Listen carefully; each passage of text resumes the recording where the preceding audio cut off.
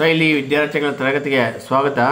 ನಾವು ಈಗಾಗಲೇ ಅಧ್ಯಾಯ 3 ಇಂದಿನ ತರಗತಿಯಲ್ಲಿ ಗಮನಿಸಿದ್ವಿ. ಈಗ ಅಧ್ಯಾಯ 4 ವೀಕ್ಷಿಸೋಣ. ಈ ಅಧ್ಯಾಯ 4ರಲ್ಲಿ ಮುಖ್ಯವಾಗಿ ಕೃಷ್ಣೇಗೌಡನ ಆನೆಯ ದೈತ್ಯಶಕ್ತಿ ಅಂತಕ್ಕಂಥದ್ದು ಹೇಗಿರುತ್ತೆ, ಕೃಷ್ಣೇಗೌಡನ ಆನೆಯ ದೈತ್ಯಶಕ್ತಿ ಅಂತಕ್ಕಂಥದ್ದು ಹೇಗಿರುತ್ತೆ ಮತ್ತು ಆನೆ ಯಾವ ರೀತಿ ಮರವನ್ನು ಉರುಳಿಸಿ ಬೀಳುತ್ತೆ ಅಂತಕ್ಕಂಥ ನೋಡ್ತೀವಿ. ಅದರ ಜೊತೆಗೆ ಇಲ್ಲಿ ಡ್ರೈವರ್ನ ತಲೆ ಅಂತಕ್ಕಂಥ ಜಜ್ಜಿ ಓದೋದು ಹೇಗೆ, ಆನೆ ಅದಕ್ಕೆ ಕಾರಣವೇ, ಈ ಒಂದು ಪ್ರಶ್ನೆಗೆ ಉತ್ತರವನ್ನು ಸಹ ನೋಡ್ತೀವಿ. ಅದರ ಜೊತೆಗೆ ಲೈನ್ಮೇನ್ ದುರ್ಗಪ್ಪನಿಗೆ ಆ ಲೈನ್ಮೇನ್ ಕೆಲಸ ಅಂತಕ್ಕಂಥ ರೋಸಿಯಿಂದ ಬೇಸರವಾಗೋದಕ್ಕೆ ಕಾರಣಗಳು ಏನು ಅಂತಕ್ಕಂತಹ ಒಂದು ಉತ್ತರಗಳನ್ನು ಈ ಒಂದು ಅಧ್ಯಾಯ 4ರಲ್ಲಿ ನೋಡ್ತೀವಿ. ಅದರ ಜೊತೆಗೆ ಸಂದರ್ಭ 2 ನಾವು ನೋಡ್ತೀವಿ. ಸಂದರ್ಭಗಳು 2 ಬರ್ತವೆ, 2 ಅಂಕದ ಪ್ರಶ್ನೆಗಳು 2 ಬರ್ತವೆ ಮತ್ತು 4 ಅಂಕದ ಪ್ರಶ್ನೆಗಳು 3 ಈ ಅಧ್ಯಾಯ 4ರಲ್ಲಿ ಬರ್ತಾ ಹೋಗುತ್ತೆ. ವಿದ್ಯಾರ್ಥಿಗಳು ಗಮನ ಇಟ್ಟು ಕೇಳಿ ನೋಡಿ. ಈಗಾಗಲೇ ಆನೆಯ ದೈತ್ಯಶಕ್ತಿ ಅಂತಕ್ಕಂಥದ್ದು ಯಾವ ರೀತಿ ಇರುತ್ತೆ ಅಂತಕ್ಕಂಥದ್ದು ಇಲ್ಲಿ ನೋಡೋದಾದರೆ, ಆನೆಯ ದೈತ್ಯಶಕ್ತಿ ಅಂತಕ್ಕಂಥದ್ದು ಯಾವ ರೀತಿ ಇರುತ್ತೆ ಅಂತಕ್ಕಂಥದ್ದು ನೋಡೋದಾದರೆ, ಆನೆ ಮಾಡುವ ಕೆಲಸ ನೋಡಿದರೆ ಯಾರೋ ಅದನ್ನು ತಂದು ಕಟ್ಟಿ ಹಾಕಿ ಬರೀ ಇಳುತ್ತೆ ಎನ್ನುವ ನಾಗರಾಜನ ಮಾತನ್ನು ನಂಬುತ್ತಿರಲಿಲ್ಲ ಅಂತ. ಅಂದರೆ ಈಗಾಗಲೇ ಆ ನಾಗರಾಜ ದುರ್ಗಪ್ಪರ ಮೇಲೆ ರೇಗಿದ್ದ. ಏನಂತ, ಆಗಿದ್ದರೆ ಹೇಳೋ, ಅದನ್ನು ಹೇಳ್ಕೊಂಬಂದು ಅಂಬಾಸಡರ್ ಕಾರನ ಜೊತೆ ಕಟ್ಟಿ ಹಾಕಿ ಬರೆ ಹಾಕ್ಬಿಡ್ತೀನಿ, ನಿನ್ನ ಪುಕಾರ ಏನಿದ್ರು ಇಲ್ಲಿ ಬರವಣಿಗೆಲಿರಬೇಕು ಅಂತೇಳ್ಬಿಟ್ಟು ಆ ನಾಗರಾಜ ದುರ್ಗಪ್ಪರ ಮೇಲೆ ಗುಡುಗಿದ್ದ ಅಂದರೆ ರೇಗಿದ್ದ. ಅಲ್ಲಿ 2 ಅಂಕದ ಪ್ರಶ್ನೆಗಳಿಗಿದೆ. ಅದು ನಾಗರಾಜ ದುರ್ಗಪ್ಪನ ಮೇಲೆ ಏನಿಂದ ರೇಗಿದನೋ ಹಾಗಂತ ಹೇಳಿಕೆ ಬರ್ಕೊಡ್ತೀಯ, ಹಾಗಿದ್ದರೆ ಹೇಳು, ಅದನ್ನು ಎಳ್ಕೊಂಡು ಬಂದು ಅಂಬಾಸಿಡರ್ ಕಾರಿನ ಜೊತೆ ಕಟ್ಟಿ ಹಾಕಿ ಬರೀ ಹೇಳುತ್ತೇನೆ ಅಂತ ಹೇಳಿರ್ತಾನೆ. ಅದನ್ನೇ ಇಲ್ಲಿ ನಿರೂಪಕರು ಹೇಳ್ತಾ ಇದ್ದಾರೆ. ಆ ಆನೆ ಮಾಡುವ ಕೆಲಸ ನೋಡಿದರೆ ಯಾರೋ ಅದನ್ನು ತಂದು ಕಟ್ಟಿ ಹಾಕಿ ಬರೀ ಹೇಳುತ್ತೇನೆನ್ನುವ ನಾಗರಾಜನ ಮಾತನ್ನು ನಂಬುತ್ತಿರಲಿಲ್ಲ. ನಮ್ಮೂರಿನ ಮರದ ವ್ಯಾಪಾರಿಗಳು ಸಾಮಿಲಿನವರು ಆ ಆನೆಗೆ ಬಾಡಿಗೆ ಕೊಟ್ಟು ಕೆಲಸಕ್ಕೆ ಕರೆದೊಯ್ಯುತ್ತಿದ್ದರು. ಆನೆಯ ಅಪಾರ ಶಕ್ತಿ ಅದು ಕೆಲಸ ಮಾಡುವಾಗ ನೋಡಿದರೆ ಮಾತ್ರ ಊಹೆಗೆ ನಿಲುಕುವಂಥದ್ದು. ವೇಲಾಯುಧನ ಹಿಂದೆ ತಲೆ ತಗ್ಗಿಸಿಕೊಂಡು ನಡೆದು ಹೋಗುವಾಗ ನೋಡಿದರೆ ನಮಗೆ ಅಂದಾಜು ಸಿಗುವುದೇ ಇಲ್ಲ. ಅಂದರೆ ಇಲ್ಲಿ ಆನೆಯ ದೈತ್ಯಶಕ್ತಿ ಅಂತಕ್ಕಂಥದ್ದು ತುಂಬ ಅಪಾರವಾದಂತಹ ಶಕ್ತಿ ಅಂತಕ್ಕಂಥದ್ದು ಅದು ಹೊಂದಿರುತ್ತೆ. ಆದರೆ ನಾವು ನೋಡಿದರೆ ಮಾತ್ರ ಊಹೆಗೆ ನಿಲುಕುವಂಥದ್ದು. ಅಂದರೆ ಇದಕ್ಕೇನು ಶಕ್ತಿ ಇಲ್ಲ ಅಂತ ನಾವು ಅಂದ್ಕೊಂಡು ಬಿಡಬೇಕು. ಆದರೆ ಅದರ ಶಕ್ತಿ ಅಂತಕ್ಕಂಥದ್ದು ಹೇಗಿರುತ್ತೆ ಅಂತ ಅಂದರೆ, ಇಂಥ ಅಪಾರವಾದಂತಹ ದೈತ್ಯ ಶಕ್ತಿಯನ್ನು ಹೊಂದಿರತಕ್ಕಂತಹ ಈ ಆನೆ ಆ ನರಪೇತಲ ನಾರಾಯಣ ಅಂತಿರತಕ್ಕಂತಹ ವೇಲಾಯುಧನ ಹಿಂದೆ ತಲೆ ತೆಗೆಸ್ಕೊಂಡು ಹೋಗುವಂತಹ ನೋಡಿದ್ರೆ ನಮಗೆ ಅಂದಾಜು ಸಿಗುವುದಿಲ್ಲ ಅಂತ ಇಲ್ಲಿ ಹೇಳ್ತಾನೆ. ಅದಕ್ಕೆ ಇಲ್ಲಿ ಶಕ್ತಿಗಿಂತ ಯುಕ್ತಿಗೆ ಪ್ರಾಮುಖ್ಯತೆಯನ್ನು ಕೊಡಬೇಕು ಅಂತ, ಶಕ್ತಿಗಿಂತ ಯುಕ್ತಿಗೆ ಪ್ರಾಮುಖ್ಯತೆಯನ್ನು ಕೊಡಬೇಕು. ಅಂದರೆ ಇಲ್ಲಿ ವೇಲಾಯುಧ ನೋಡೋದಕ್ಕೆ ನರಪೇತಲ ನಾರಾಯಣ ಅಂತಲೇ ಇದ್ದಾನೆ, ಆದರೆ ಅಪಾರವಾದಂತಹ ದೊಡ್ಡ ಗಾತ್ರದಿಂದ ಕೂಡಿರ್ತಕ್ಕಂಥ ಈ ಆನೆ ಮಾತ್ರ ಅವನ ಹಿಂದೆ ತಲೆ ತೆಗೆಸ್ಕೊಂಡು ಹೋಗುತ್ತೆ. ಕಾರಣ ಅವನ ಬುದ್ಧಿಶಕ್ತಿಯನ್ನು ಉಪಯೋಗಿಸಿ ಅದನ್ನು ತನ್ನ ಹದ್ಬಸ್ನಲ್ಲಿರತಕ್ಕಂತಹ ಒಂದು ವ್ಯಕ್ತಿ ಯಾರಂತಂದರೆ ಮಾವುತ, ಅದನ್ನೇ ಇಲ್ಲಿ ಹೇಳ್ತಾ ಇರ್ತಕ್ಕಂಥದ್ದು. ಇಂತಹ ಆನೆ ಯಾವ ರೀತಿ ಇದು ಶಕ್ತಿಯನ್ನು ಹೊಂದಿರ್ತದೆ ಅಂತಕ್ಕಂಥದ್ದನ್ನು ನೋಡೋದೇ, ದೊಡ್ಡ ದೊಡ್ಡ ಮರಗಳಿಗೆ ಆನೆ ಹಣೆ ಹಚ್ಚಿ, ದೊಡ್ಡ ದೊಡ್ಡ ಮರಗಳಿಗೆ ಹಣೆ ಹಚ್ಚಿ ಅದು ಒಮ್ಮೆ ತಳ್ಳಿದರೆ ಸಾಕು, ಬೇರೆಗಳೆಲ್ಲ ಪಟಪಟ ನೆಲದಿಂದೆದ್ದು ಮರ ಬುಡ ಸಮೇತ ಪಟಾಯಿಸಿಬಿಡುತ್ತದೆ.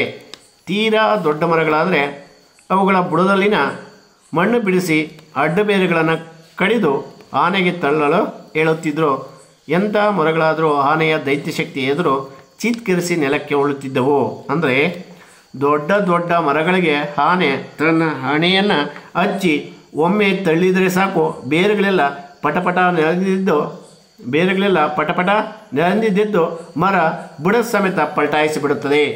ತೀರಾ ದೊಡ್ಡ ಮರಗಳೇನಾದರೂ ಆದರೆ ಬುಡದಲ್ಲಿನ ಅಡ್ಡ ಬೇರುಗಳನ್ನು ಬಿಡಿಸಿ ಅಡ್ಡ ಬೇರುಗಳನ್ನು ಕಡಿದು ಅನಂತರ ಅದಕ್ಕೆ ಆನೆಗೆ ತಳ್ಳಲು ಹೇಳುತ್ತಿದ್ದರು. ಅಂತ ಎಂಥ ಮರಗಳಾದರೂ ಆನೆಯ ದೈತ್ಯಶಕ್ತಿ ಎದುರು ಚೀತ್ಕರಿಸಿ ನೆಲಕ್ಕೆ ಉರುಳ್ತಾ ಇದ್ವು. ಯಾವುದಂತಂದರೆ ಈ ಮರಗಳು ಅಂತ ಇಲ್ಲಿ ಆನೆಯ ದೈತ್ಯಶಕ್ತಿಯ ಬಗ್ಗೆ ಹೇಳ್ತಾನೆ.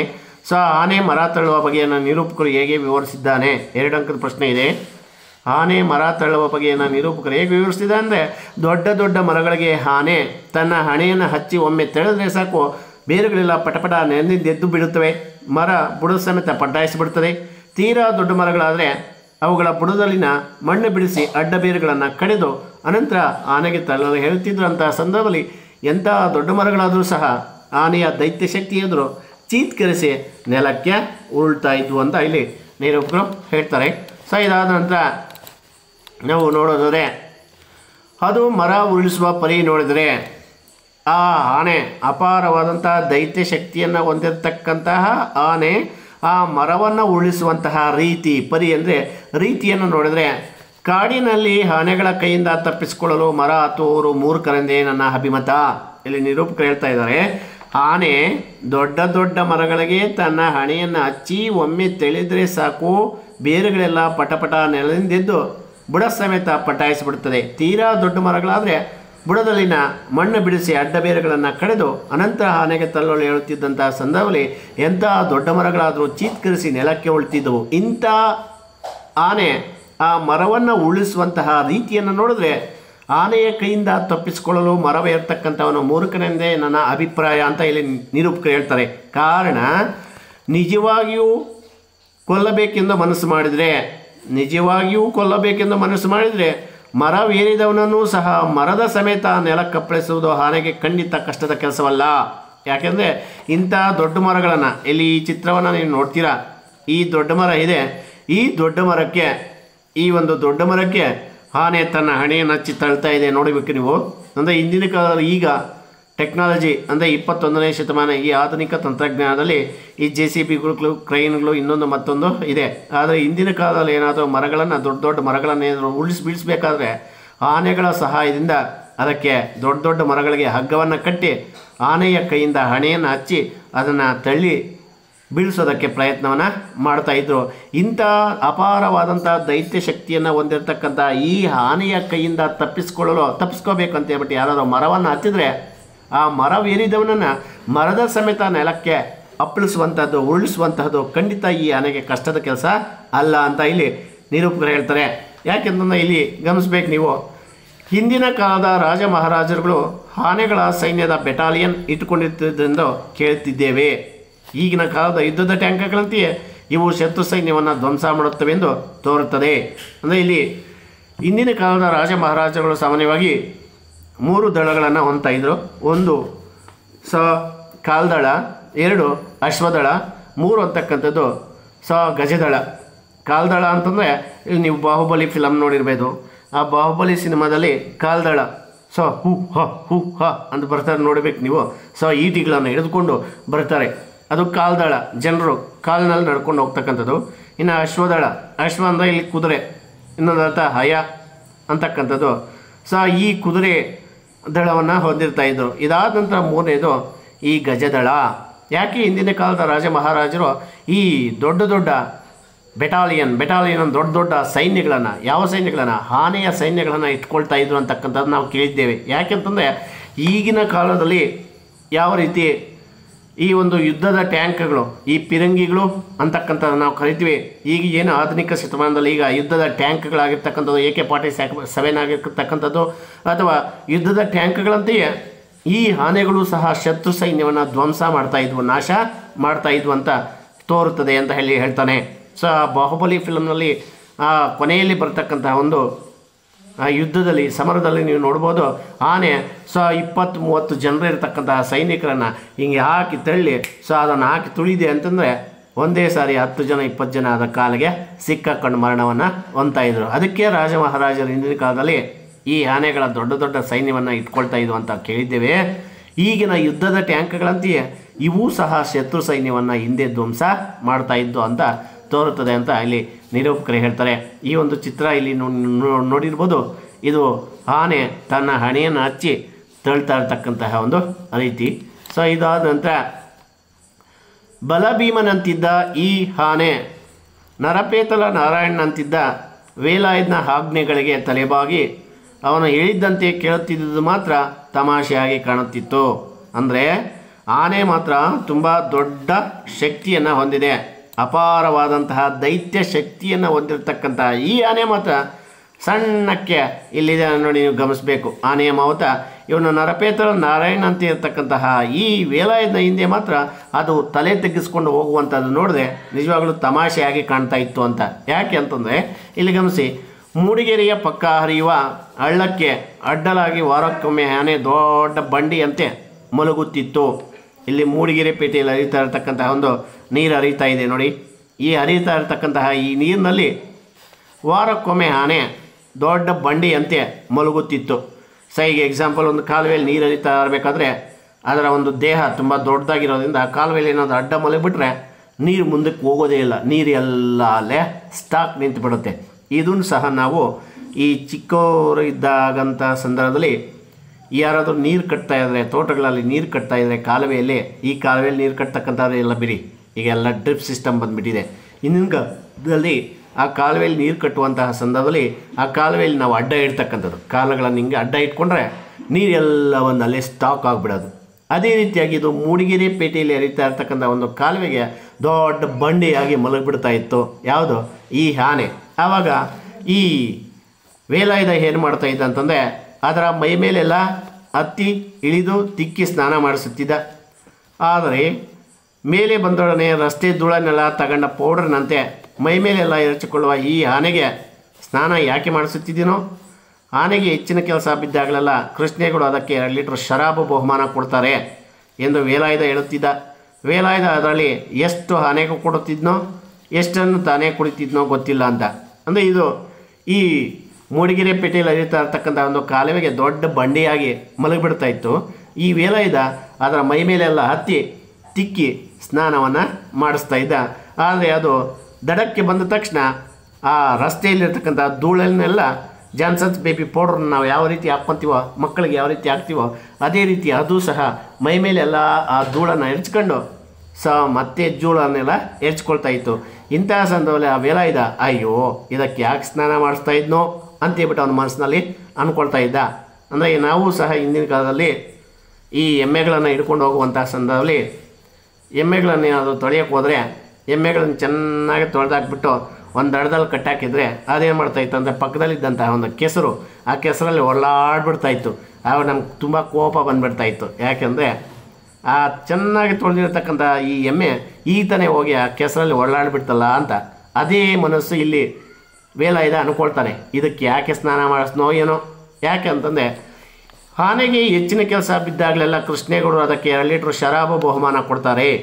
ಈ ಆನೆಗೆ ಹೆಚ್ಚಿನ ಕೆಲಸ ಅಂತಕ್ಕಂಥದ್ದು, ಶ್ರಮ ಅಂತಕ್ಕಂಥದ್ದು ಬಿದ್ದಾಗಲೆಲ್ಲ ಕೃಷ್ಣೇಗೌಡರು ಇದಕ್ಕೆ 2 ಲೀಟ್ರು ಶರಾಬ್ ಅಂದರೆ ಸಾರಾಯಿ ಅಥವಾ ಎಂಡವನ್ನು ಇದಕ್ಕೆ ಬಹುಮಾನವಾಗಿ ಕೊಡ್ತಾ ಇದ್ದಂತೆ ಯಾರು, ಕೃಷ್ಣೇಗೌಡರು ಎಂದು ವೇಲಾಯುಧ ಹೇಳುತ್ತಿದ್ದ. ವೇಲಾಯುಧ ಅದರಲ್ಲಿ ಎಷ್ಟನ್ನು ಆನೆಗೆ ಕೊಡ್ತಿದ್ನೋ ಅಷ್ಟನ್ನು ತಾನೇ ಕೊಡ್ತಿದ್ನೋ ಗೊತ್ತಿಲ್ಲ. ಕೃಷ್ಣೇಗೌಡ ಮಾತ್ರ ಈ ಆನೆಗೆ ಹೆಚ್ಚು ಕಷ್ಟ ಬಿದ್ದಾಗಲೆಲ್ಲ 2 ಲೀಟ್ರು ಎಂಡ ಅಥವಾ ಸಾರಾಯಿ ಇದಕ್ಕೆ ಬಹುಮಾನವಾಗಿ ಕೊಡ್ತಾ ಇದ್ದ. ಆದರೆ ಎಷ್ಟನ್ನು ಈ ಆನೆಗೆ ಕೊಡ್ತಾ ಇದ್ನೋ ಇಲ್ಲ ಅಷ್ಟನ್ನು ಈ ವೇಲಾಯುಧನೇ ಕುಡಿದು ಬಿಡ್ತಾ ಇದ್ನೋ ಗೊತ್ತಿಲ್ಲ ಅಂತ ಇಲ್ಲಿ ಹೇಳ್ತಾರೆ. ಆದರೆ ಇಲ್ಲಿ ಗಮನಿಸಬೇಕು, ಆದರೆ ಈ ಇಬ್ಬರ ಮದ್ಯಪಾನ ದೆಸೆಯಿಂದ ಈ ಬೇಸಿಗೆಯಲ್ಲಿ ಮತ್ತೆ ಇವರ ಹಗರಣಗಳು ಪ್ರಾರಂಭವಾದವು. ಅಂದರೆ ಈಗಾಗಲೇ ಈ ಆನೆಯ ಕಡೆಯಿಂದ 2 ಅನಾಹುತಗಳು ಉಂಟಾಗಿದೆ. ಒಂದು ನೀವು ಅಧ್ಯಾಯ 1ರಲ್ಲಿ ನೋಡ್ತಿರ್ತಕ್ಕಂಥದ್ದು ಪೆಟ್ಟಿಗೆ ಅಂಗಡಿಯ ಮಾಲೀಕ ಆಗಿರ್ತಕ್ಕಂಥ ರೆಹಮಾನ್ ಸಾಬಿ. ಈ ಕೃಷ್ಣೇಗೌಡರ ಆನೆಗೆ ಬಾಳೆಹಣ್ಣು ಕೊಡಲಿರುವ ಎಂಬ ಒಂದೇ ಒಂದು ಕಾರಣಕ್ಕೆ ನನ್ನ ಪೆಟ್ಟಿಗೆ ಅಂಗಡಿಯನ್ನೇ ದೂಡಿ ಬೀಳಿಸಿದೆ ಎಂದು ಅಲ್ಲಿ ಚೆಲ್ಲಾಪಿಲ್ಲಿಯಾಗಿ ಬಿದ್ದಿದ್ದಂತಹ ಬೀಡಿಪಟ್ಟಣ, ಸೋಡಾ ಬಾಟ್ಲಿಗಳು ಮತ್ತು ಬೆಂಕಿಪಟ್ಟಣ ಮತ್ತು ಪೆಪರ್ಮೆಂಟ್ಗಳನ್ನು ಅಲ್ಲಿದ್ದಂಥ ಜನರಿಗೆ ತೋರಿಸ್ತಾ ಇದ್ದ. ಇದಕ್ಕೆಲ್ಲ ನಷ್ಟ ಪರಿಹಾರ ಕೃಷ್ಣೇಗೌಡರು ಕಟ್ಕೊಡ್ಬೇಕಂತ ಹೇಳ್ಬಿಟ್ಟು ದೊಡ್ಡ ಗಂಟಲಿನಲ್ಲಿ ಕೂಗಾಡ್ತಾ ಇದ್ದ. ಇದು 1ನೇ ರದ್ದಾಂತ. ಇನ್ನು 2ನೇ ರದ್ದಾಂತ, KP ಪೂರ್ಣಚಂದ್ರ ತೇಜಸ್ವಿ ಅವರ ಮನೆಗೆ ನೀರು ಬರುವುದಕ್ಕೆ ಹಾಕಿಕೊಂಡಿದ್ದಂತಹ ಪೈಪಿನೊಳಗೆ ನೀರು ಬರುವುದು ನಿಂತು ಹೋಯಿತು. ಆಗಾಗ ನೀರಾವಗಳು ಮತ್ತು ಕಪ್ಪೆಗಳು ಸೇರಿಕೊಂಡು ನೀರು ಬರುವುದಕ್ಕೆ ಅಡಚಣೆ ಒಡ್ಡುತ್ತಿದ್ದವು.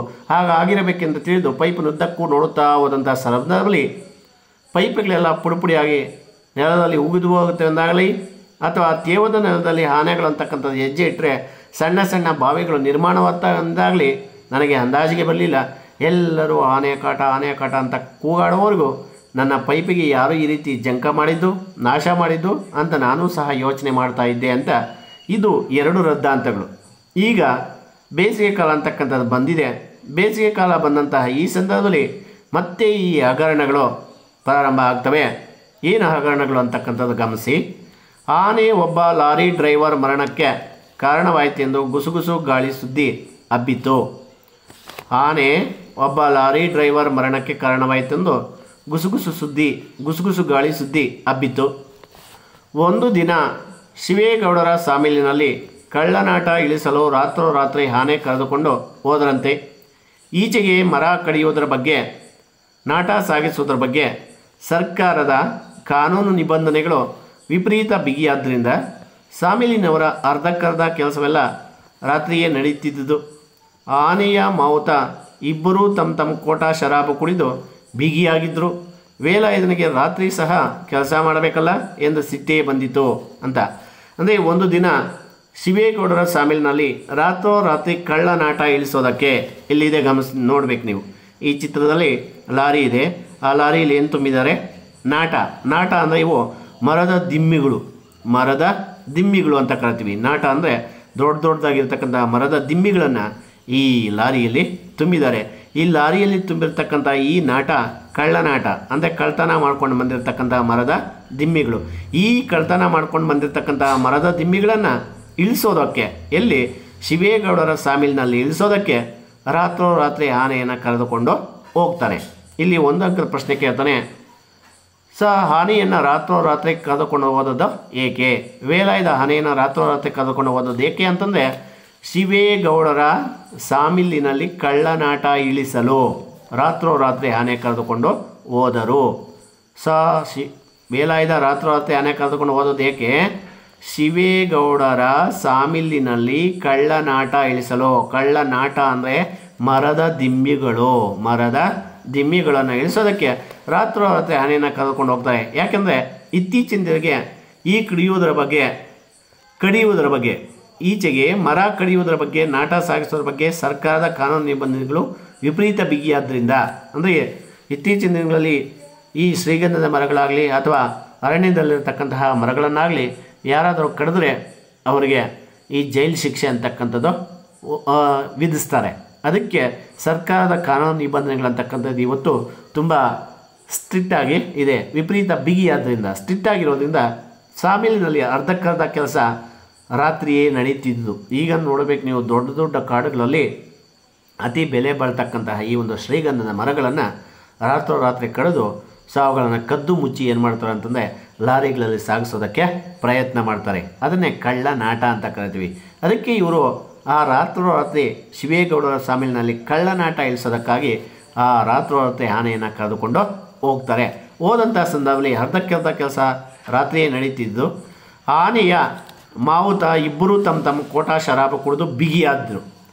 ಆನೆಯ ಮಾವುತ ಮತ್ತು ತಮ್ಮ ಕೋಟ ಅಂದರೆ ತಮ್ಮ ಪಾಲಿಗೆ ಬಂದಂತಹ ಒಂದು ಸಾರಾಯಿಯನ್ನು ಕುಡಿದು ಮತ್ತಿನಲ್ಲಿ ಇದ್ದರು. ಶರಾಬು ಕುಡಿದು ಬಿಗಿಯಾಗಿದ್ದು ಅಂದರೆ ಮತ್ತಿನಲ್ಲಿ ತೂರಾಡ್ತಾ ಇದ್ದರು. ವೇಲಾಯುಧನಿಗೆ ರಾತ್ರಿ ಸಹ ಕೆಲಸ ಮಾಡಬೇಕಲ್ಲ ಎಂದು ಸಿಟ್ಟೇ ಬಂದಿತು. ಸಾಮಿಲಿನ ಒಳಗೆ ಲೋಡ್ ಲಾರಿ ನಿಂತಿತ್ತು.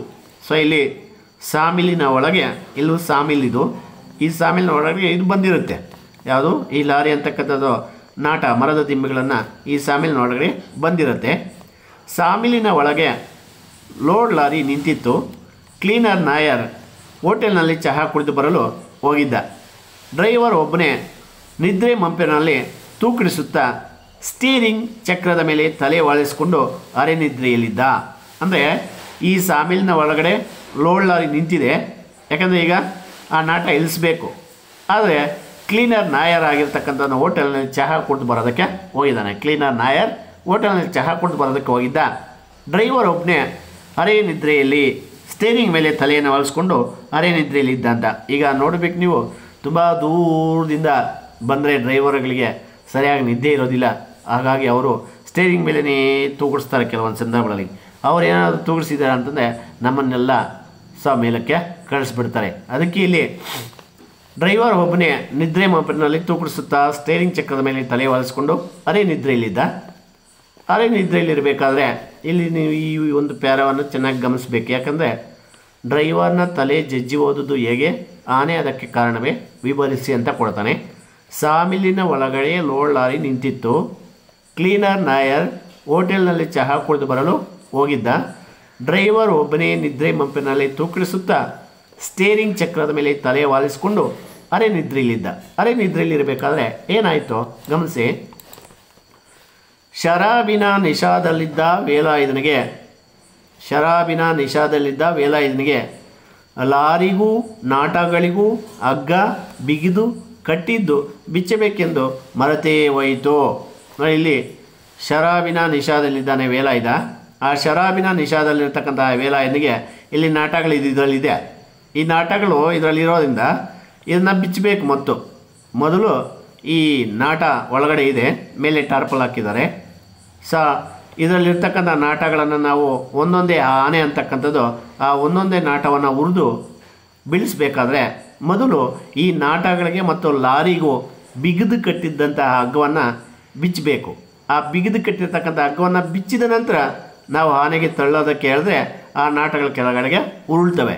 ಆದರೆ ಇಲ್ಲಿ ಏನಾಯ್ತಪ್ಪ ಅಂದರೆ ವಿರುದ್ಧ ಶರಾಬಿನ ನಿಷಾದಲ್ಲಿ ಶರಾಬ್ ಅಂತಂದರೆ ಸಾರಾಯಿಯನ್ನು ಕುಡಿದಿರ್ತಕ್ಕಂಥ ಮತ್ತಿನಲ್ಲಿ ಇದ್ದಾನೆ ಯಾರು ವೇಲಾಯುಧ. ಹಾಗಾಗಿ ಏನಾಯಿತು ಅಂತಂದರೆ ನೋಡಿ, ಇಂದು ಮುಂದು ನೋಡದೆ ಆನೆಗೆ ಲಾರಿ ಮೇಲಿನ ದಿಮ್ಮಿಗಳನ್ನು ತಳ್ಳಿ ಓಡಿಸಲು ಹೇಳಿದ.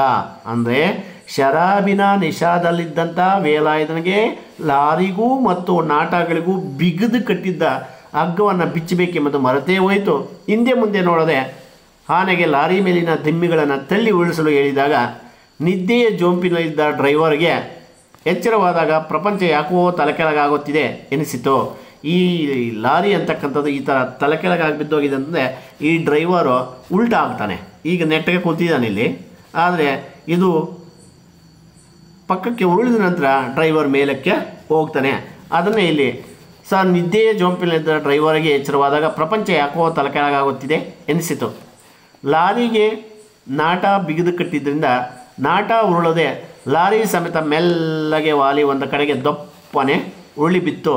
ಲಾರಿ ಮೆಲ್ಲಗೆ ವಾಲುತ್ತಾ ಒಂದು ಕಡೆಗೆ ಉರುಳಿದ್ದರಿಂದ ಡ್ರೈವರ್ ಮಹಾಶಯನಿಗೆ ಹೆಚ್ಚಿಗೆ ಏನೂ ಅಪಾಯವಾಗುವ ಸಂಭವ ಇರಲಿಲ್ಲ. ಆದರೆ ಕ್ಯಾಬಿನ್ನಲ್ಲಿಟ್ಟಿದ್ದ, ಇಲ್ಲಿ ಮೇಲೆ ಕ್ಯಾಬಿನ್ ಇರುತ್ತೆ, ಇಲ್ಲಿ ಸರಿಯಾಗಿ ಕಾಣಿಸುತ್ತೆ. ಇದರಲ್ಲಿ ಹಿಂದಿನ ಕಾಲದಲ್ಲಿ ಅವಂತ ತಲೆ ಮೇಲೇ ಕ್ಯಾಬಿನ್ ಮಾಡ್ಕೊಳ್ತಾ ಇದ್ರು. ಈಗಿಲ್ಲ ಬಿಡಿ, ಇಲ್ಲಿ ತಲೆ ಮೇಲೆ ಕ್ಯಾಬಿನ್ ಮಾಡಲ್ಲ. ಈಗ ಪಕ್ಕದಲ್ಲಿ ಈಗ ಬಲಗಡೆ ಆಗಲಿ ಅಥವಾ ಎಡಗಡೆ ಆಗಲಿ ಆ ಒಂದು ವಸ್ತುಗಳನ್ನ ಇಟ್ಕೊಳ್ಳೋದಕ್ಕೆ ವ್ಯವಸ್ಥೆಯನ್ನು ಮಾಡ್ಕೊಳ್ತಾರೆ. ಅದು ಹಿಂದಿನ ಕಾಲದಲ್ಲಿ ಆ ತಲೆ ಮೇಲೇ ಕ್ಯಾಬಿನನ್ನು ಇಡ್ತಾಯಿದ್ರು. ಆ ಮೌಸ್ ಪಾಯಿಂಟ್ ಇದೆಯಲ್ಲ ಅಲ್ಲಿ ಸರಿಯಾಗಿ ಕ್ಯಾಬಿನನ್ನು ಇಡ್ತಾಯಿದ್ರು. ಆ ಕ್ಯಾಬಿನ್ ಇಲ್ಲಿ ಸರಿಯಾಗಿ ಕ್ಯಾಬಿನ್ ಇಡಬೇಕಾದ್ರೆ ಇಲ್ಲಿ ಸರಿಯಾಗಿ ಕ್ಯಾಬಿನ್ ಇರಬೇಕಾದ್ರೆ ಅಲ್ಲಿ ಗಮನಿಸಿ, ಆ ಲಾರಿ ಒಂದು ಕಡೆಗೆ ಉರುಳಿ ಬಿದ್ದಿದ್ದರಿಂದ ಡ್ರೈವರ್ ಮನುಷ್ಯನಿಗೆ ಅಷ್ಟೇನು ಅಪಾಯವಾಗೋಂಥ ಸಂಭವ ಇರಲಿಲ್ಲ. ಆದರೆ ಇಲ್ಲಿ ಗಮನಿಸಿ, ಕ್ಯಾಬಿನ್ನಲ್ಲಿ ಇಟ್ಟಿದ್ದ ಮಣಬಾರದ ಲಾರಿ ಜಾಕ್, ಕ್ಯಾಬಿನ್ನಲ್ಲಿ ಇಲ್ಲಿ ಕ್ಯಾಬಿನ್ ಇರುತ್ತೆ, ಈ ಕ್ಯಾಬಿನ್ನಲ್ಲಿ ಇಟ್ಟಿದ್ದ ಮಣಬಾರದ ತುಂಬ ತೂಕ, ಮಣ ಅಂತಂದರೆ ಅತಿ ಹೆಚ್ಚಿನ ತೂಕದಿಂದ ಕೂಡಿರ್ತಕ್ಕಂಥ ಜಾಕ್, ಇದನ್ನೇ ಜಾಕ್ ಅಂತ ಕರಿತೀವಿ. ಲಾರಿ ಜಾಕ್ ಇದು ತುಂಬ ತೂಕದಿಂದ ಕೂಡಿರ್ತಾ ಇತ್ತು. ಈಗ ಬರ್ತಕ್ಕಂಥ ಜಾಕ್ಗಳೆಲ್ಲ ಇಂಥ ಜಾಕ್ಗಳೆಲ್ಲ, ಈಗ ಬರ್ತಕ್ಕಂಥದ್ದು ಏರ್ ಜಾಕ್ಸ್ ಅಂತಂದರೆ ತೂಕ ತುಂಬ ಕಡಿಮೆ ಇರುತ್ತೆ. ಕೆಲಸ ತುಂಬ ಈಸಿಯಾಗಿ ಸುಲಭವಾಗಿ ಆಗುತ್ತೆ. ಆದರೆ ಈ ಜಾಕು ಇಬ್ಬರು ಹೊತ್ಕೊಂಡು ಹೋಗಬೇಕಾಯಿತು, ಅಷ್ಟು ತೂಕ ಅಂತಕ್ಕಂಥದ್ದು ಇದು ಇರ್ತಾಯಿತ್ತು. ಈಗಲೂ ಸಹ ಈ ಹಳೆ ಜಾಕ್ಗಳನ್ನು ಈಗಲೂ ಸಹ ಕೆಲವರು ಬಳಸ್ತಾರೆ. ಈ ಲಾರಿ ಜಾಕ್ ಅಂದರೆ ಕ್ಯಾಬಿನ್ನಲ್ಲಿಟ್ಟಿದ್ದ ಮಣಬಾರದ ಲಾರಿ ಜಾಕ್ ದಪ್ಪನೆ ಅವನ ಬುರುಡೆ ಮೇಲೆ ಬಿದ್ದ ಹೊಡೆತಕ್ಕೆ ಅವನ ತಲೆ ಜಜ್ಜಿ ಕಮಕ್ಕಿಮಕ್ಕೆನ್ನದೆ ಪರಂಧಾಮಕ್ಕೆ ಹೊರಟು ಹೋದ. ಈ ಅವನ ಸಾವಿಗೆ ಇಲ್ಲಿ ಆನೆ ಕಾರಣ ಅಲ್ಲ, ವೇಲಾಯುಧನ ನಿರ್ಲಕ್ಷ್ಯ ಇದಕ್ಕೆ ಕಾರಣ. ಯಾಕೆಂದರೆ ಲಾರಿಗೂ ಮತ್ತು ನಾಟಗಳಿಗೂ ಬಿಗಿದು ಕಟ್ಟಿದ್ದಂಥ ಹಗ್ಗವನ್ನು ಬಿಚ್ಚಬೇಕೆಂಬುದು ಮರೆತೇ ಹೋಯಿತು. ಹಿಂದೆ ಮುಂದೆ ನೋಡದೆ ಲಾರಿ ಮೇಲಿನ ದಿಮ್ಮಿಗಳನ್ನು ತಳ್ಳಿ ಉಳಿಸಲು ಹೇಳಿದಾಗ ನಾಟ ಉರುಳದೆ ಲಾರಿ ಸಮೇತ ಒಂದು ಕಡೆಗೆ ದಪ್ಪನೆ ಉರುಳಿ ಬಿದ್ದರಿಂದ ಆ ಡ್ರೈವರ್ ಮನುಷ್ಯನಿಗೆ ಅಷ್ಟೇನು ಅಪಾಯವಾಗುವಂಥ ಸಂಭವ ಇರಲಿಲ್ಲ. ಆದರೆ ಕ್ಯಾಬಿನ್ನಲ್ಲಿಟ್ಟಿದ್ದ ಮಣಬಾರದ ಜಾಕ್ ಅವನ ತಲೆ ಬುರುಡೆ ಮೇಲೆ ಬಿದ್ದ ಹೊಡೆತಕ್ಕೆ ಅವನ ತಲೆ ಜಜ್ಜಿ ಕಮಕ್ಕಿಮಕ್ಕೆನ್ನದೆ ಪರಂಧಾಮಕ್ಕೆ ಹೊರಟು ಹೋದ. ಇವನ ಸಾವಿಗೆ ಆನೆ ಕಾರಣ ಅಲ್ಲ ಅಂತಕ್ಕಂಥದ್ದು ನಮಗೆ ಇಲ್ಲಿ ಈ ಚಿತ್ರಗಳನ್ನು ನೋಡಿದಾಗ ನಮಗೆ ಗೊತ್ತಾಗಿರುತ್ತೆ ಅಂತ ಅಂದ್ಕೊಳ್ತೀನಿ. ಇದಾದ ನಂತರ ಕುಡಿದು ಮತ್ತಿನಲ್ಲಿ ವೇಲಾಯುಧನಿಗೆ ಇದಕ್ಕೆ ನಾಟ ಉರುಳುವುದರ ಬದಲು ಲಾರಿಯೇ ಉರುಳುತ್ತಿದೆ ಅರ್ಥವಾಗಲಿಲ್ಲ. ಮೊದಲಿಗೆ ಆನೆಯದೋ ಏನೋ ಕಿತಾಪತಿ ಎಂದು ಕೋಪಗೊಂಡ. ಆದರೆ ನಿಧಾನವಾಗಿ ಹೊಳೆಯಿತು, ಕ್ಲೀನರ್ ಸುಳೆ ಮಗ ನಾಟಕ್ಕೆ ಕಟ್ಟಿದ್ದ ಹಗ್ಗವನ್ನು ಬಿಚ್ಚದೆ ಎತ್ತಲಾಗ ಹೋಗಿದ್ದಾನೆ. ಲಾರಿ ದಢಾರಣೆ ಉರುಳಿದ ಸದ್ದು ಕೇಳಿ ಏನಾಯ್ತೆಂದು ಗಾಬರಿಯಾದ ಶಿವೇಗೌಡರು, ಲಾರಿ ಕ್ಲೀನರ್ ಎಲ್ಲ ಓಡಿ ಬಂದರು. ಉರುಳಿ ಬಿದ್ದಿರುವ ಲಾರಿ ನೋಡಿ ಕಂಗಾಲಾಗಿ ಹೋದರು. ನಾಟಕ್ಕೆ ಕಟ್ಟಿದ್ದ ಹಗ್ಗಗಳನ್ನು ಬಿಚ್ಚಿ ಲಾರಿ ನೆಟ್ಟಿಗೆ ಮಾಡಲು ಹೇಳಿದರು. ಅಂದರೆ ಈಗಾಗಲೇ ಆ ಕುಳಿದ ಮತ್ತಿನಲ್ಲಿದ್ದ ವೇಲಾಯನ್ಗೆ ಇದೇಕೆ ನಾಟ ಹೊಡೋದ್ರ ಬದಲು ಲಾರಿಯೇ ಉಳಿತಿದೆ ಅರ್ಥವಾಗಲಿಲ್ಲ. ಮೊದಲಿಗೆ ಆನೆಯದೋ ಏನೋ ಕಿತಾಪದಿ ಅಂತ ಭಾವಿಸ್ತಾನೆ. ಆದರೆ ಹಗ್ಗವನ್ನು ಬಿಚ್ಚದೆ ಎತ್ತಲಾಗೆ ಹೋಗಿದ್ದಾನೆ ಅಂತ ಹೇಳ್ಕೊಳ್ಬೇಕಾದ್ರೆ ಆ ದಢಾರನೆ ಉರುಳಿ ಬಿದ್ದಂತಹ ಶಬ್ದವನ್ನು ಕೇಳಿದಂತಹ ಗಾಬರಿಯಾಗಿರ್ತಕ್ಕಂಥ ಶಿವೇಗೌಡರು ಮತ್ತು ಲಾರಿ ಕ್ಲೀನರ್ ಎಲ್ಲರೂ ಓಡಿ ಬರ್ತಾರೆ. ಓಡಿ ಬಂದು ಕಂಗಾಲಾಗಿ ಹೋಗ್ತಾರೆ. ಒಂದು ರೀತಿ ಆಶ್ಚರ್ಯವಾಗಿ ಹೋಗಿ ಆ ನಾಟಕ್ಕೆ ಕಟ್ಟಿದ್ದಂತಹ ಹಗ್ಗಗಳನ್ನು ಬಿಚ್ಚಿ ಲಾರಿ ನೆಟ್ಟಿಗೆ ಮಾಡೋದಕ್ಕೆ ಹೇಳ್ತಾರೆ. ಇಲ್ಲಿ ಕ್ಲೀನರ್ ಹಗ್ಗ ಬಿಚ್ಚುವ ಮೊದಲು ಯಾರನ್ನೋ ಹುಡುಕುತ್ತಿರುವುದು ಕಂಡಿತು. ಏನೆಂದು ಕೇಳಿದಾಗ ಡ್ರೈವರ್ನ ಎತ್ತಲಾಗೆ ಹೋದ, ಇಲ್ಲೇ ಇದ್ದನಲ್ಲ. ಅಂಡರ್ಲೈನ್ ಮಾಡ್ಕೊಳ್ಳಿ, ತುಂಬ ಇಂಪಾರ್ಟೆಂಟ್ ಸಂದರ್ಭ. ಡ್ರೈವರನ್ನು ಎತ್ತಲಾಗೆ ಹೋದ, ಇಲ್ಲೇ ಇದ್ದನಲ್ಲ ಎಂದು ಗೊಣಗಿದ. ಡ್ರೈವರನ್ನು ಎತ್ತಲಾಗೆ ಹೋದ, ಪರಂಧಾಮಕ್ಕೆ ಹೋಗಿದ್ದಾನೆ. ಡ್ರೈವರ್ನ ಎತ್ತಲಾಗೆ ಹೋಗಿದ್ದಾನೆ, ಪರಂಧಾಮಕ್ಕೆ ಹೊರಟು ಹೋಗಿದ್ದಾನೆ. ಯಾಕೆ ಪರಂಧಾಮಕ್ಕೆ ಹೊರಟು ಹೋಗಿದ್ದಾನೆ? ಅವನ ತಲೆ ಬುರುಡೆ ಮೇಲೆ ಆ ಮಣಬಾರದ ಲಾರಿ ಜಾಕ್ ಬಿದ್ದು ಕಮಕ್ಕಿಮಕ್ಕಿನದೆ ಪರಂಧಾಮಕ್ಕೆ ಹೊರಟು ಹೋಗಿದ್ದಾನೆ. ಆದರೆ ಇವನು ಕ್ಲೀನರು ಡ್ರೈವರನ್ನು ಎತ್ತಲಾಗೆ ಹೋದ ಅಂತ ಹೇಳ್ಬಿಟ್ಟು ಡ್ರೈವರನ್ನು ಎತ್ತಲಾಗೆ ಹೋದ, ಇಲ್ಲೇ ಇದ್ದನಲ್ಲ ಎಂದು ಗೊಣಗಾಡ್ತಾ ಇದ್ದಾನೆ. ಇದು ಸಂದರ್ಭ. ಇದು ಅಂಡರ್ಲೈನ್ ಮಾಡ್ಕೊಳ್ಳಿ. ಇದಕ್ಕೆ ಉತ್ತರ ಈ ಮೇಲೆ ಇರತಕ್ಕಂಥದ್ದನ್ನೇ ನೀವು ಬರಿಬೇಕಾಗುತ್ತೆ. ಈ ಮೇಲ್ಕಂಡ ವಾಕ್ಯವನ್ನು KP ಪೂರ್ಣಚಂದ್ರ ತೇಜಸ್ವಿ ಅವರು ಬರೆದಿರ್ತಕ್ಕಂಥ ಕಿರಗೂರಿನ ಗಯ್ಯಾಳಿಗಳು ಎಂಬ ಕಥಾ ಸಂಕಲನದಿಂದ ಆಯ್ದುಕೊಂಡಿರ್ತಕ್ಕಂಥ ಕೃಷ್ಣೇಗೌಡನ ಆನೆ ಎಂಬ ನೀಳ್ಗತಿಯಿಂದ ಆರಿಸಿಕೊಳ್ಳಲಾಗಿದೆ. ಇದನ್ನು ನೀವು ಬರೆದು ಈ ಉತ್ತರ ಇದನ್ನು ನೀವು ಬರಿಬೇಕಾಗುತ್ತೆ. ಡ್ರೈವರ್ನ ಹೆಣ ಕಂಡು ಎಲ್ಲರೂ ಮತ್ತಷ್ಟು ಗಾಬರಿಯಾದರು. ಮುಂದೇನು ಮಾಡುವುದು ತೋಚದೆ ಮಂಕಾಗಿ ನಿಂತರು. ಲಾರಿಯಲ್ಲಿ ತಂದಿದ್ದೇ ಕಳ್ಳನಾಟ. ಲಾರಿಯಲ್ಲಿ ಈಗಾಗಲೇ ತಂದಿರೋದು ಏನು ನಾಟ? ಕಳ್ಳನಾಟ. ಅದಕ್ಕೆ ರಾತ್ರೋರಾತ್ರಿ ಅನ್ಲೋಡ್ ಮಾಡಲು ಆನೆ ಕರೆಸಿದ್ದು.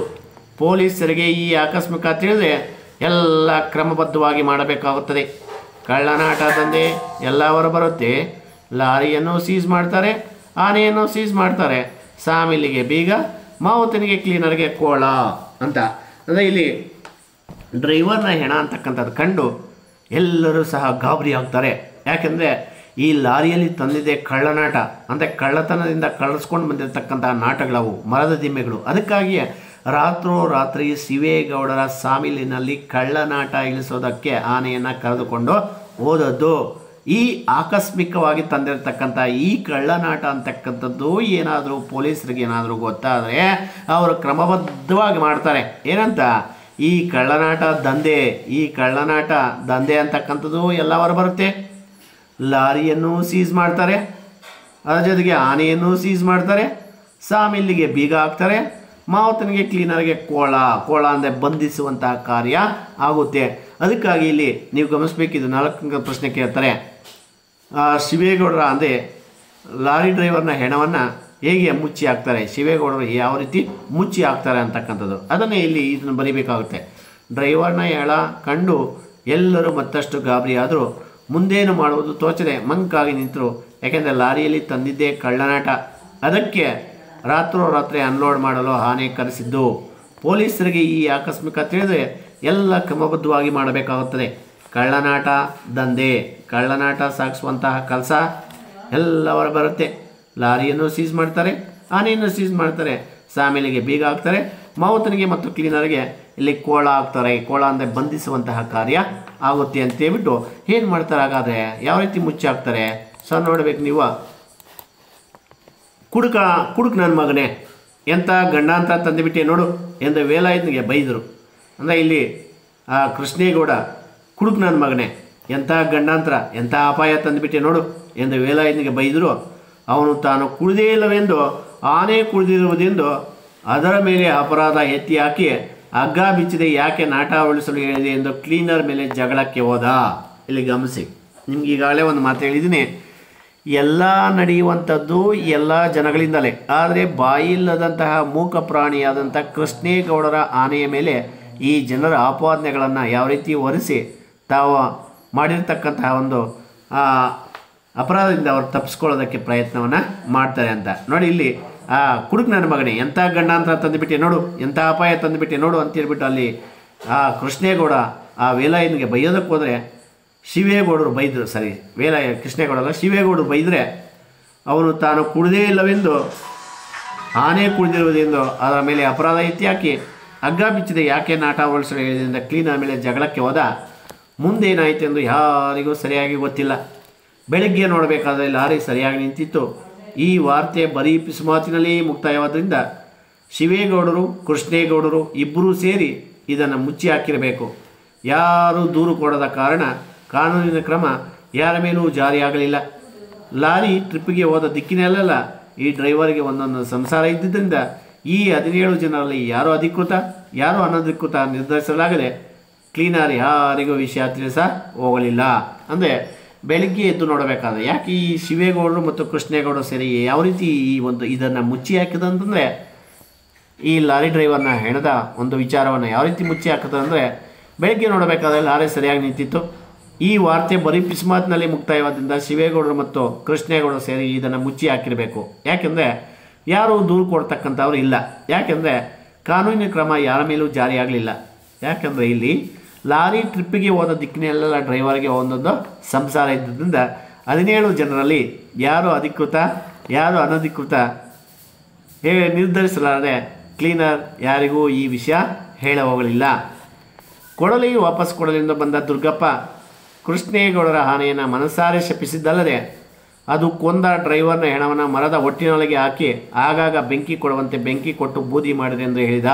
ನೋಡಿ, ಈಗಾಗಲೇ ಕೊಡಲಿ ವಾಪಸ್ ಕೊಡೋದಕ್ಕೆ ಬಂದ ದುರ್ಗಪ್ಪ ಕೃಷ್ಣೇಗೌಡರ ಆನೆಯನ್ನು ಮನಸ್ಸಾರೆ ಶಪಿಸಿದ್ದಲ್ಲದೆ ಬೈದಿದ್ದಲ್ಲದೆ ಅದು ಕೊಂದ ಡ್ರೈವರ್ನ ಹೆಣವನ್ನು ನೋಡಿ, ಆ ಡ್ರೈವರ್ ಆಗಿರ್ತಕ್ಕಂಥ ಡ್ರೈವರ್ನ ಕೊಂದುತ್ತಾ ಯಾವುದು ಆನೆ ಅಂತಕ್ಕಂಥದ್ದು ಕೊಂತ ಇಲ್ಲ. ಡ್ರೈವರ್ ಯಾವ ರೀತಿ ಸತ್ತ ಅಂತೇಳ್ಬಿಟ್ಟು ಈಗ ನಿಮ್ಗೆ ಗೊತ್ತಾಯಿತು.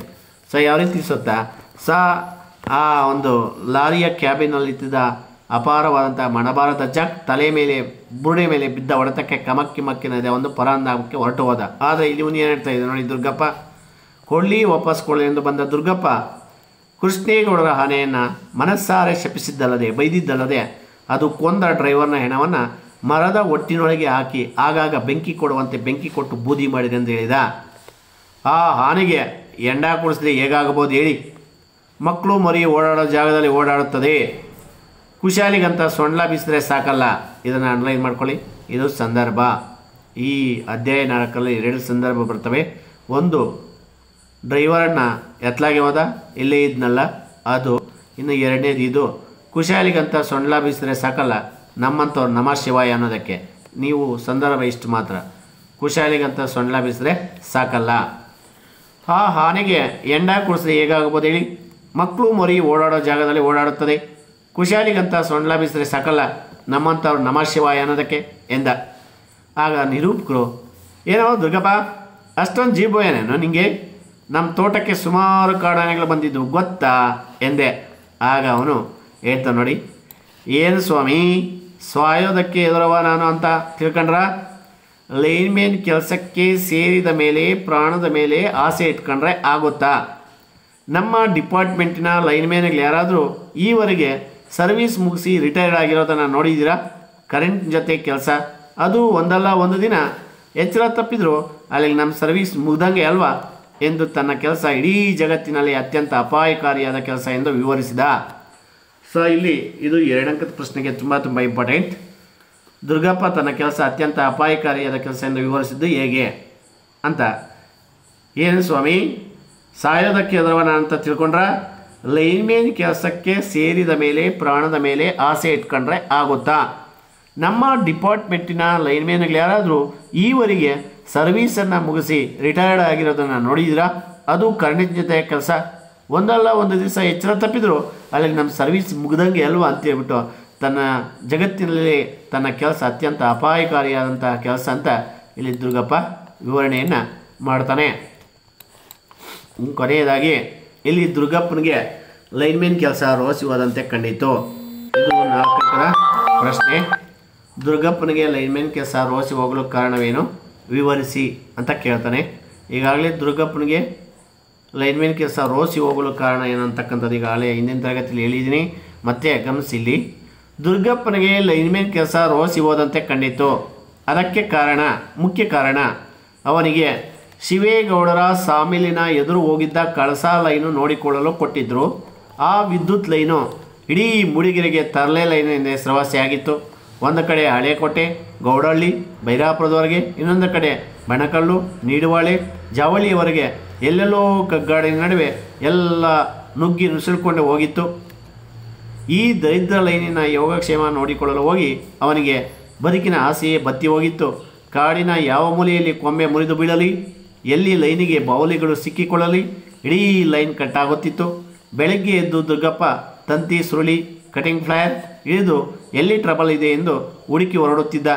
ಜನಕ್ಕಾಗಲಿ, ಡಿಪಾರ್ಟ್ಮೆಂಟ್ನವ್ರಿಗಾಗಲಿ, ಫಾರೆಸ್ಟ್ನವ್ರಿಗಾಗಲಿ ಅವನ ಕಷ್ಟ ಏನಂತಾನೆ ಗೊತ್ತಾಗದಿತ್ತು. ನಾಗರಾಜ ಸೌದೆ ಮಾಡುತ್ತಾರೆ ಎಂದು ಜರಿದ್ರೆ ಡಿಪಾರ್ಟ್ಮೆಂಟ್ನವರು ಲೈನ್ ಸರಿಯಾಗಿ ಮೇಂಟೈನ್ ಮಾಡಿಲ್ಲ ಎಂದು ಬೈತಿದ್ರು. ಅದಕ್ಕಾಗಿ ಅವನಿಗೆ ಲೈನ್ಮ್ಯಾನ್ ಕೆಲಸ ಒಂದು ರೀತಿ ಬೇಸರ ಆಗಿತ್ತು. ಒಟ್ಟಿನಲ್ಲಿ ಜೇಡರ ಬಲಿಯಂತೆ ಸಹ್ಯಾದ್ರಿ ಕಾಡಿನೊಳಗೆಲ್ಲ ಹಬ್ಬಿದ್ದ ಈ ಬಣಕಲ್ಲು ಲೈನಿನಲ್ಲಿ ಹುಳು ಸಿಕ್ಕಿಕೊಂಡಂತೆ ಸಿಕ್ಕಿದ್ದ ದುರ್ಗಪ್ಪ ವಿನಾಕಾರಣ ಕೃಷ್ಣೇಗೌಡರ ಆನೆಗೆ ಬೈದು ಆನೆಯ ಕಿಡಿಗೇಡಿತನಕ್ಕಿಂತ ಅವನ ರೇಜಿಗೆಯೇ ಕಾರಣವಾಗಿ ಇಲ್ಲಿ ಕಾಣುತ್ತೆ. ಇಷ್ಟು ಈ ಅಧ್ಯಾಯ 4ರಲ್ಲಿ ಬರ್ತಕ್ಕಂಥ ಒಂದು ಸಾರಾಂಶ. ಗಮನಿಸಿ. ಇದರಲ್ಲಿ ನಿಮಗೆ ಮುಖ್ಯವಾಗಿ ವಿದ್ಯಾರ್ಥಿಗಳು ಗಮನಿಸಬೇಕು, 2 ಅಂಕದ ಪ್ರಶ್ನೆಗಳು ಸಾಮಾನ್ಯವಾಗಿ ಇಲ್ಲಿ 2 ಅಂಕದ ಪ್ರಶ್ನೆಗಳು 2 ಬರುತ್ತೆ. ಒಂದು, ಡ್ರೈವರ್ನ ತಲೆ ಜಜ್ಜಿ ಹೋದದ್ದು ಹೇಗೆ, ಆನೆ ಅದಕ್ಕೆ ಕಾರಣವೇ ಅಂತ. ಇದಕ್ಕೆ ಉತ್ತರ, ಶರಾಬಿನ ನಿಷಾದಲ್ಲಿದ್ದಂಥ ವೇಲಾಯನ್ಗೆ ಲಾರಿಗೂ ಮತ್ತು ನಾಟಗಳಿಗೂ ಬಿಗಿದು ಕಟ್ಟಿದ್ದ ಹಗ್ಗವನ್ನು ಬಿಚ್ಚಬೇಕೆಂಬುದು ಮರೆತೇ ಹೋಯಿತು. ಹಿಂದೆ ಮುಂದೆ ನೋಡದೆ ಲಾರಿ ಮೇಲಿನ ದಿಮ್ಮೆಗಳನ್ನು ತಳ್ಳಿ ಓಡಿಸಲು ಹೇಳಿದಾಗ ನಾಟ ಉಳದೆ ಲಾರಿ ಸಮೇತ ಒಂದು ಕಡೆಗೆ ದಪ್ಪನೆ ಉಳಿಬಿತ್ತು. ಒಂದು ಕಡೆಗೆ ದಪ್ಪನೆ ಉಳಿಬಿದ್ದರಿಂದ ಡ್ರೈವರ್ ಮಾಷನ್ಗೆ ಅಷ್ಟೇನೂ ಅಪಾಯವಾಗುವಂಥ ಸಂಭವ ಇರಲಿಲ್ಲ. ಆದರೆ ಕ್ಯಾಬಿನ್ನಲ್ಲಿಟ್ಟಿದ್ದಂತಹ ಮಣಬಾರದ ಜಾಕ್ ಅವನ ತಲೆಯ ಮೇಲೆ ಬಿದ್ದ ಹೊಡೆತಕ್ಕೆ ಅವನ ತಲೆ ಜಜ್ಜಿ ಅವನು ಕಮಕ್ಕಿಮಕ್ಕೆನ್ನದೆ ಪರಂಧಾಮಕ್ಕೆ ಹೊರಟು ಹೋದ. ಇಲ್ಲಿ ಡ್ರೈವರ್ನ ಸಾವಿಗೆ ಆನೆ ಕಾರಣ ಅಲ್ಲ. ಇದನ್ನು ನೀವು ಬರೀಬೇಕಾಗುತ್ತೆ. 4 ಅಂಕದ ಪ್ರಶ್ನೆಗೂ ಅದೇ ಉತ್ತರನೇ ಬರುತ್ತೆ. 2 ಅಂಕದ ಪ್ರಶ್ನೆಗೆ ಸ್ವಲ್ಪ ಚಿಕ್ಕದಾಗಿ ನೀವು ಬರೀಬೇಕಾಗುತ್ತೆ. ಇದಾದ ನಂತರ ಮತ್ತೆ 2 ಅಂಕದ ಪ್ರಶ್ನೆ, ತನ್ನ ಕೆಲಸ ಅತ್ಯಂತ ಅಪಾಯಕಾರಿಯಾದ ಕೆಲಸ ಎಂದು ದುರ್ಗಪ್ಪ ವಿವರಿಸಿದ್ದು ಹೇಗೆ? ಲೈನ್ಮೇನ್ ಕೆಲಸಕ್ಕೆ ಸೇರಿದ ಮೇಲೆ ಪ್ರಾಣದ ಮೇಲೆ ಆಸೆ ಇಟ್ಕೊಂಡ್ರೆ ಆಗುತ್ತಾ?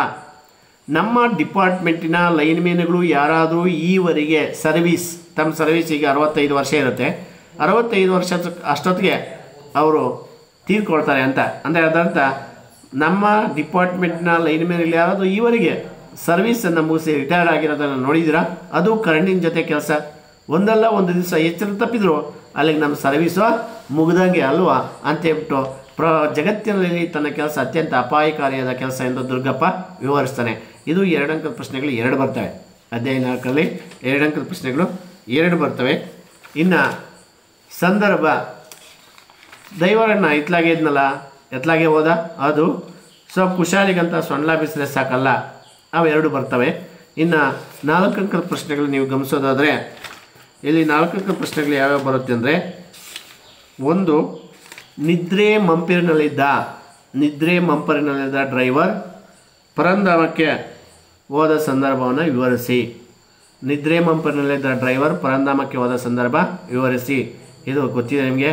ಶರಾಬಿನ ನಿಷಾದಲ್ಲಿದ್ದ ವೇಲಾಯುಧನಿಗೆ ಲಾರಿಗೂ ಮತ್ತು ನಾಟಗಳಿಗೂ ಬಿಗಿದು ಕಟ್ಟಿದ್ದ ಹಗ್ಗವನ್ನು ಬಿಚ್ಚಬೇಕೆಂಬುದು ಮರೆತೇ ಹೋಯಿತು. ಹಿಂದೆ ಮುಂದೆ ನೋಡದೆ ಲಾರಿ ಮೇಲಿನ ದಿಮ್ಮಿಗಳನ್ನು ತಳ್ಳಿ ಉಳಿಸಲು ಹೇಳಿದಾಗ ನಾಟ ಉರುಳದೆ ಲಾರಿ ಸಮೇತ ಒಂದು ಕಡೆಗೆ ದಪ್ಪನೆ ಉರುಳಿಬಿತ್ತು. ದಪ್ಪನೆ ಉರುಳಿಬಿದ್ದರಿಂದ ಆ ಡ್ರೈವರ್ ಮಾರ್ಷನಿಗೆ ಅಷ್ಟೇನೂ ಅಪಾಯವಾಗುವಂಥ ಸಂಭವ ಇರಲಿಲ್ಲ. ಆದರೆ ಕ್ಯಾಬಿನ್ನಲ್ಲಿಟ್ಟಿದ್ದಂಥ ಮಣಬಾರದ ಜಾಕ್ ಅವನ ತಲೆಯ ಬುರುಡೆ ಮೇಲೆ ಬಿದ್ದ ಹೊಡೆತಕ್ಕೆ ಅವನು ಕಮಕ್ಕಿಮಕ್ಕೆನ್ನದೆ ಪರಂಧಾಮಕ್ಕೆ ಹೊರಟು ಹೋದ. ಇದು ನೀವು ಬರೀಬೇಕಾಗುತ್ತೆ. ಇನ್ನು 4 ಅಂಕದ ಪ್ರಶ್ನೆ, ಡ್ರೈವರ್ನ ಸಾವಿನ ಸುದ್ದಿಯನ್ನು ಶಿವೇಗೌಡ ಮತ್ತಿತರರು ಹೇಗೆ ಮುಚ್ಚಿ ಹಾಕಿದರು ಅಂತಿದೆ. ಡ್ರೈವರ್ನ ಹೆಣ ಕಂಡು ಎಲ್ಲರೂ ಗಾಬರಿಯಾದರು. ಮುಂದೇನು ಮಾಡುವುದೆಂದು ತೋಚದೆ ಮಂಕಾಗಿ ನಿಂತರು. ಯಾಕಂದರೆ ಲಾರಿಯಲ್ಲಿ ತಂದಿದೆ ಯಾವುದು? ಕಳ್ಳನಾಟ. ಅದಕ್ಕಾಗಿ ರಾತ್ರೋರಾತ್ರಿ ಶಿವೇಗೌಡರ ಸಾಮಿಲಿನಲ್ಲಿ ಕಳ್ಳನಾಟ ಎಣಿಸೋದಕ್ಕೆ ರಾತ್ರೋರಾತ್ರಿ ಆನೆಯನ್ನು ಕರೆದುಕೊಂಡು ಹೋದದ್ದು. ಈ ವಿಚಾರ ಏನಾದರೂ ಪೊಲೀಸರು ಗೊತ್ತಾದರೆ ಎಲ್ಲ ಕ್ರಮಬದ್ಧವಾಗಿ ಮಾಡಬೇಕಾಗುತ್ತದೆ. ಕಳ್ಳನಾಟದ ದಂಧೆ ಹೊರೆ ಬರುತ್ತೆ. ಲಾರಿಯನ್ನು ಸೀಸ್ ಮಾಡ್ತಾರೆ, ಆನೆಯನ್ನು ಸೀಸ್ ಮಾಡ್ತಾರೆ. ಅದರ ಜೊತೆಗೆ ಲಾರಿಯನ್ನು ಸೀಸ್ ಮಾಡ್ತಾರೆ, ಹಾನಿಯನ್ನು ಸೀಸ್ ಮಾಡ್ತಾರೆ. ಸಾಮಿಲಿಗೆ ಬೀಗ, ಮಾವುತನಿಗೆ ಮತ್ತು ಕ್ಲೀನರ್ಗೆ ಕೋಳವನ್ನು ಹಾಕ್ತಾರೆ, ಬಂಧಿಸುವಂಥ ಕಾರ್ಯ ಮಾಡ್ತಾರೆ. ಹಾಗಾಗಿ ಅದರ ಮೇಲೆ ಅಪರಾಧವನ್ನು ಎತ್ತಿ ಹಾಕಿದ ಕೃಷ್ಣೇಗೌಡರ ಆನೆಯ ಮೇಲೆ ಅಪರಾಧವನ್ನು ಎತ್ತಿ ಹಾಕ್ತಾರೆ. ಬೆಳಗ್ಗೆ ನೋಡಬೇಕಾದ್ರೆ ಲಾರಿ ಸರಿಯಾಗಿ ನಿಂತಿತ್ತು.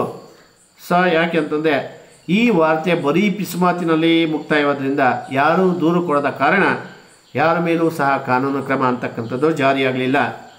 ಡ್ರೈವರ್ನ ಹೆಣವನ್ನು ಮರದ ಒಟ್ಟಿನೊಳಗೆ ಹಾಕಿ ಆಗಾಗ ಬೆಂಕಿ ಕೊಟ್ಟು ಬೂದಿ ಮಾಡಿರೆಂದು ಹೇಳಿದ. ಹೀಗೆ ಡ್ರೈವರ್ನ ಸಾವಿನ ಸುದ್ದಿಯನ್ನು ಶಿವೇಗೌಡರು ಮತ್ತಿತರರು ಮುಚ್ಚಿ ಹಾಕ್ತಾರೆ.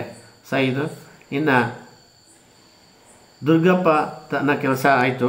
ದುರ್ಗಪ್ಪನಿಗೆ ಲೈನ್ಮೆನ್ ಕೆಲಸ ರೋಸಿ ಹೋಗಲು ಕಾರಣವೇನು? ತುಂಬ ಇಂಪಾರ್ಟೆಂಟು ಇದು. ದುರ್ಗಪ್ಪನಿಗೆ ಲೈನ್ಮೆನ್ ಕೆಲಸ ರೋಸಿ ಹೋಗೋದಕ್ಕೆ ಕಾರಣ ಅಲ್ಲಿದೆ ನಿಮಗೆ. ಶಿವೇಗೌಡರ ಸಾಮಿಲಿನ ಎದುರುಗಡೆ ಹೋಗಿದ್ದಂಥ ಕಳಸಾ ಲೈನಿನ ಜವಾಬ್ದಾರಿಯನ್ನು ನೋಡ್ಕೊಳ್ಳೋದಕ್ಕೆ. ಕಳಸಾ ಲೈನು ಅಂತಂದರೆ ಒಂದಕ್ಕೊಂದು ಲೈನು ಮಿಕಾಲತ್ತಾಗದಂತೆ ನೋಡಿಕೊಳ್ತಕ್ಕಂಥ ಒಂದು ಜವಾಬ್ದಾರಿಯನ್ನು ಕೊಟ್ಟಿರ್ತಾರೆ. ಈ ಲೈನು ಮೂಡಿಗೆರೆಗೆ ಒಂದು ತಲೆ ಲೈನ್ ಹೆಸರುವಾಸಿಯಾಗಿತ್ತು.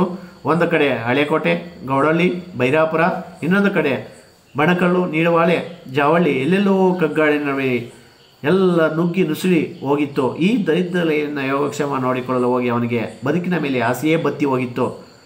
ಕಾಡಿನ ಯಾವ ಮೂಲೆಯಲ್ಲಿ ಕೊಂಬೆ ಮುರಿದು ಬೀಳಲಿ, ಎಲ್ಲಿ ಲೈನಿಗೆ ಬಾವುಲಿಗಳು ಸಿಕ್ಕಿ ಹಾಕಿಕೊಳ್ಳಲಿ, ಇಡೀ ಲೈನ್ ಅಂತಕ್ಕಂಥದ್ದು ಕಟ್ಟಾಗ್ತಾ ಇತ್ತು.